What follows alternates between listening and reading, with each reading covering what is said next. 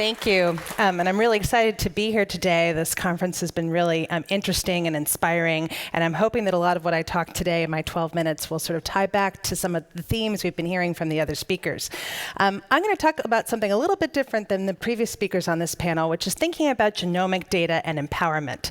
And I really like this cartoon. I think we've been hearing a lot about data and data sharing, and how in order to try to achieve the sort of big goals that we think about that might be possible with big data, we need to have access to that data. And we need to think about how we can get more data and how we can engage participants and communities more in getting that data so that we can solve big, interesting medical and biological challenges and actually improve health and improve outcomes.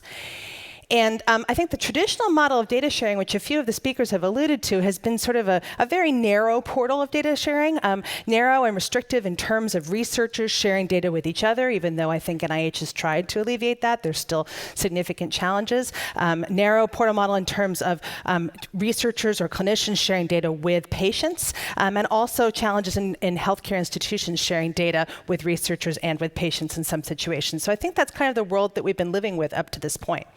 And I think we need to think about, and many of the speakers have alluded to this, new research portals and new ways of thinking about this that will help us reach these sort of big data goals. I think the boundaries between research and clinical care are blurring and are continuing to blur, and that's really been in every single talk at this conference. And that's partly, I think, a lot about genetics and genomics for my work. That's partly because of the volume of genomic data.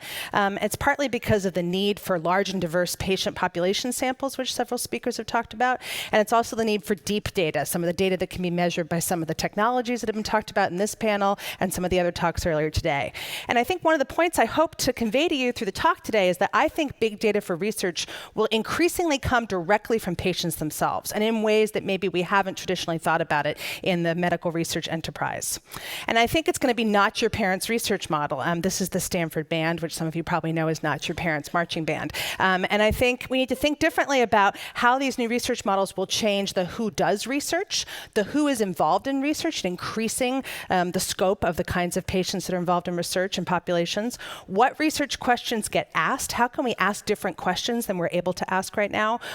When in the process of studying these conditions and populations will the research happen? Where will it happen? Will it happen primarily in academic medical centers, for example? And how? How will it happen? So I'm going to touch on that through the remainder slides of my talk.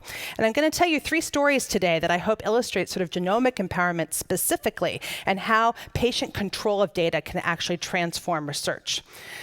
The first story is about Milo. Milo is the son of Karen Park and Peter Lorentzen. And this is actually a very similar story to the story of Matthew Might that Matthew Might came and talked at this conference, I believe, last year. Milo has developmental delay, and he also has hypotonia and some other facial features. And there's a picture of him on the left there. And he underwent clinical exome sequencing, and 2 variants were identified in 2 different genes that were variants of uncertain significance. Didn't explain anything. This is pretty common still for clinical exome sequencing, even though we're hoping to be able to identify more causes through its application. And so Milo's parents made a blog where they described their child's condition, but also specifically described the variants of unknown significance. And they had a blog, they had a Facebook page, they had a Twitter account, and within 5 days of posting that, they found another family, which is what that second picture is right there. And really, this is another way, as Matthew Might has described and others, of solving this N of 1 problem when you have a rare condition or a rare variant, and we don't know how. We need more than one family to identify whether or not that variant and that gene are causal in that pathway. We need to find ways to find other families. And so they were really leveraging social media. And they would say that they were inspired by the Might family, but they were trying to sort of take it to another level. And I think this is also a picture from the Stanford Hills here. It's looking for a needle in the haystack, but it's also figuring out how to overcome the problems that have really limited the pace of research and limited the ability to have us discover the causes of diseases. So then they went to some of my colleagues at the University of Washington, the Centers for Mendelian Genomics, and they collaborated to actually demonstrate that this variant in a gene called KDM1A actually causes the condition that Milo has. But my colleagues at the University of Washington realized that part of the challenge is it can't be left up to families alone to make these web pages and to find these families and to marshal these resources. Some families may have the resources and ability to do that, but most families probably won't. So in order to accelerate the pace of research, we need to figure out other ways to allow families to do this and to connect families with each other and then those families with research researchers. And so my colleagues developed a portal called MyGene2, which is part of the Centers for Mendelian Genomics, which allows families to share their data from sequencing, share phenotypic features, and actually share that with other families and with other researchers. And they can share their story as much or as little of their story as they want, and they can control access to data. And this is an example of one of the family stories on MyGene2. And then that portal is available for researchers. If you have a family with a particular variant of uncertain significance, you can look on MyGene2 and see if there are any other families who have that and what their phenotypic features are, and you can try to connect with those families. And then they're also going to use other portals that have been created recently to try to leverage sort of the power of rare genetic diseases and sharing variants. Matchmaker Exchange is an example of those where researchers can share their variant information to try to accelerate the pace of discovery. But again, this is the patients and the families getting the data, and then them deciding to share that data with researchers in a way to accelerate the pace of scientific discovery. So my second story is about the Metastatic Breast Cancer Project, which is a project at the Dana-Farber Cancer Institute and the Broad Institute. This is a project which is trying to leverage internet and social networking for recruitment for a large-scale study. And they're trying to address an urgent and unmet need and issue in a population. Less than 15% of women with metastatic breast cancer actually participate in research studies where they donate their samples. And it's a really important problem. It's an opportunity to make some discoveries that actually might extend life and improve life in some of the women who have metastatic breast cancer. And they found that one of the challenges to getting women to participate was that they really found it too hard to participate. So the goal was partly to lower the barriers to participation in research.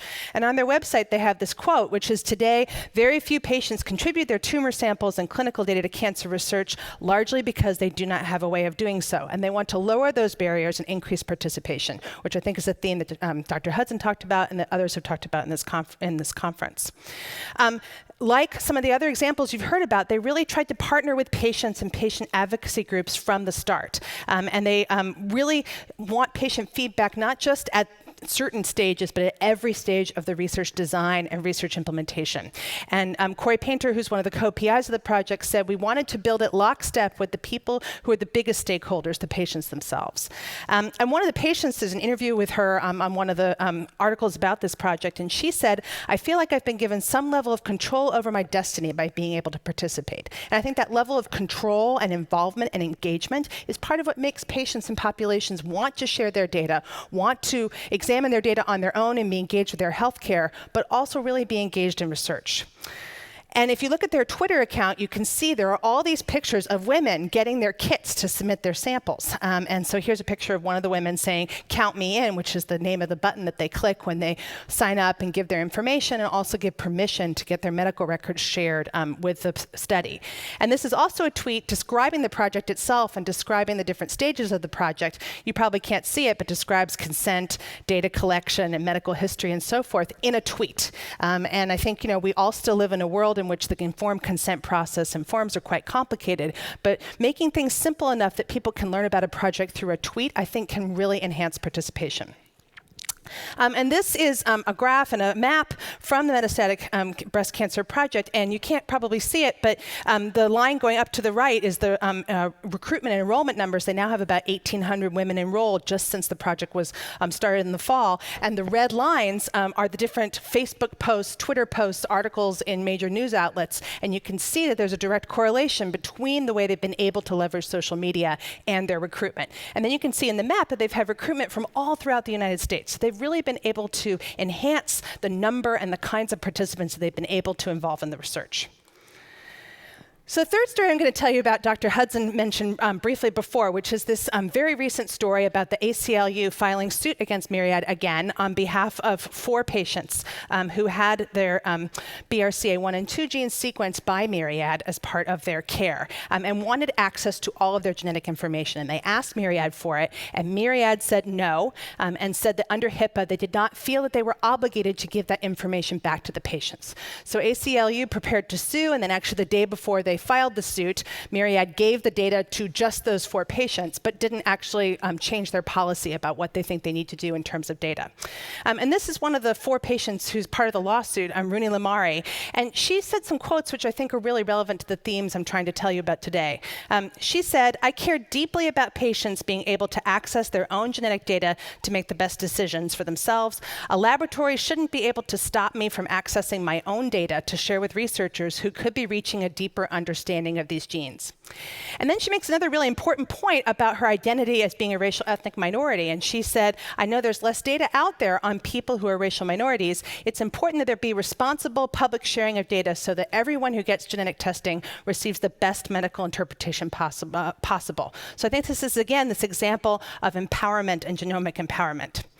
And on the ACLU website, you can read about the lawsuit, and they go on to say on that website that patients want to be able to proactively monitor their own cancer risk and that of their family. So think again about patients engaging with their own data, perhaps using digital devices in partnership with their providers. And then they go on to say that they're concerned that Myriad controls that data, and patients want to have the option of sharing their data with the broader research community. So it's this link between clinical care, research, and control and access to data. So I want to sort of wrap up with some what I hope are provocative thoughts. I think patients will want access to all of their genomic data, both for data sharing for research and for clinical care. And this is sort of not what we're used to in our institutions. I think research recruitment will shift to a bottom-up rather than a top-down model that is predicated on patient control of data. I think participants will expect to be engaged and updated at every stage of the research process and will expect access to results. And I think that's something that we're all struggling with and has come up in this conference, and it's a challenge. And I think researchers, funders, and institutions must address these changes and implement innovative approaches to facilitate these new forms of genomic empowerment. And I think we've had this attitude, particularly ethics and ELSI perhaps, of thinking that we need to sort of keep this tight hold on the data, that patients could be harmed by the data. It's sort of the Jack Nicholson and A Few Good Men, you can't handle the truth model to data sharing with participants and patients. And I think we can move more towards a model where maybe we don't actually have so much data on actual harms happening, and perhaps there are some real benefits that can accrue from patients actually having access to their data and not only using it for their own health moving forward and that of their family, but also using it to help accelerate and facilitate research. So instead of having this model of data sharing, we'll maybe have this model of data sharing where the patients have actually blasted through the wall and actually tried to sort of incentivize new models for research and for discovery. And I'm not going to get to talk about it, but the reason I'm interested in this is because my colleagues and I at the University of Washington developed a web-based tool for giving patients self-directed results management, for learning about what kinds of genetic information exists and being able to make decisions, dynamic decisions over time about what kinds of results and what kinds of data they do and don't want. And I think this is one example of a way to do that. I think we need others, and we need to think creatively and innovatively about how to approach these challenges and return information and give access to data in an ethically appropriate way that maximizes benefits and minimizes harms. And so I think the challenge is ahead of us, and I'm looking forward to everyone at this conference helping us meet that challenge. Thank you. Thank you.